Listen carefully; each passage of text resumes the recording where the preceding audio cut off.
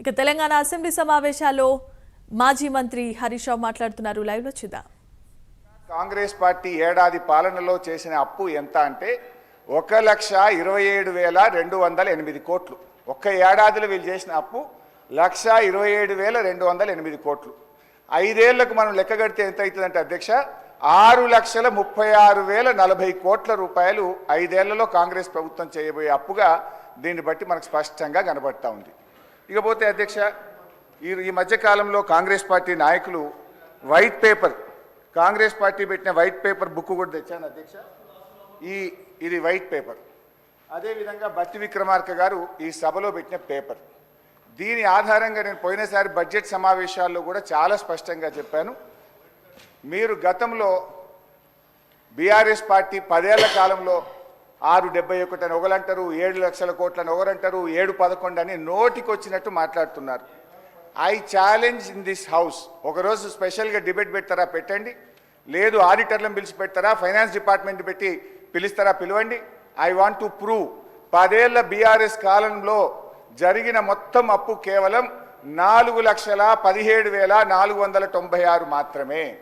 కానీ గోరంతలు కొండంతలు చేసి గోబల్స్ ప్రచారం చేసేటువంటి ప్రయత్నాన్ని ఈ సభ ద్వారా నేను తీవ్రంగా ఖండిస్తూ ఉన్నాను.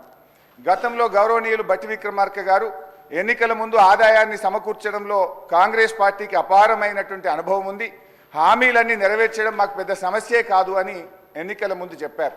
వీడియో కూడా ఉంది, కావాలంటే పంపిస్తాను. ఇప్పుడు అధికారంలోకి వచ్చిన తర్వాత ఏమైంది, ఏడాది అయింది, హామీలు ఎప్పుడు అమలు చేస్తారంటే అప్పుల పేరు చెప్పి తప్పించుకునేటువంటి ప్రయత్నం చేస్తున్నారు. ఒక అబద్ధాన్ని 100 సార్లు చెప్తే నిజమైతే అనే విధంగా గోబల్స్ ప్రచారం చేస్తూ ఉన్నారు. అందుకే ఈ శాసనసభ వేదికగా సభ్యులకు రాష్ట్ర ప్రజలకు కూడా ఈ 7 లక్షల కోట్ల అప్పు అని కాంగ్రెస్ పార్టీ చేస్తున్న ప్రచారం తప్పు అని ఈ సభ ద్వారా రాష్ట్ర ప్రజలకు నేను తెలియజేయదలుచుకున్న అధ్యక్ష ఆర్బీఐ కంటే గొప్ప వాళ్ళు అయితే ఉండరు అధ్యక్ష.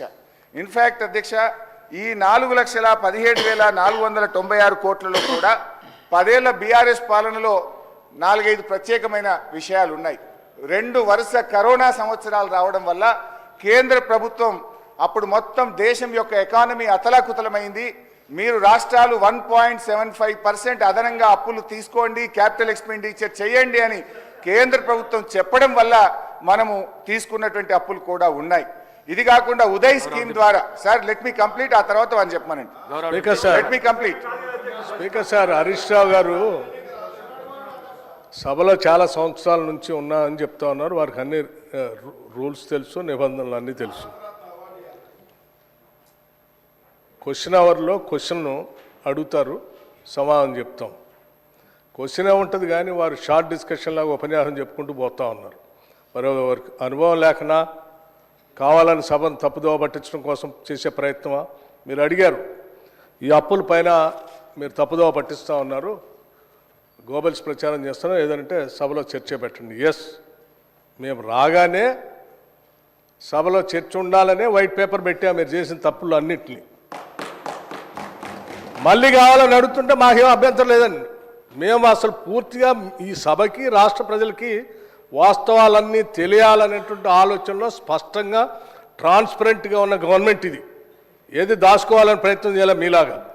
సో మీరు వాళ్ళ చర్చ పెడదామన్నా ఫైన్, షార్ట్ డిస్కషన్కి వీఆర్ రెడీ. మీరు ఏదో ఏ ఫామ్లో ఇస్తారో ఇవ్వండి, గౌరవ సభాపతి గారికి ఇవ్వండి, వారి అనుమతితో వారు ఇస్తే టైం ఇస్తే we are ready to debate sir. అంతేగాని ప్రశ్నలంతా వదిలిపెట్టి మొత్తం పాత కథలన్నీ చెప్పుకుంటూ వారి చరిత్ర అంతా చెప్పుకోవడానికి ప్రయత్నం చేస్తే అది వినటానికి మేము ఈ ప్రశ్న క్వశ్చన్ అవర్ ఇట్లా వేస్ట్ చేయొద్దు అధ్యక్ష. 2 విషయాలు సార్, ఎవరు భుజాలు తడుముకుంటున్నారో స్పష్టంగా అర్థమైంది, ప్రజలైతే చూస్తున్నారు. అయితే గౌరవ డిప్యూటీ స్పీకర్ గారి యొక్క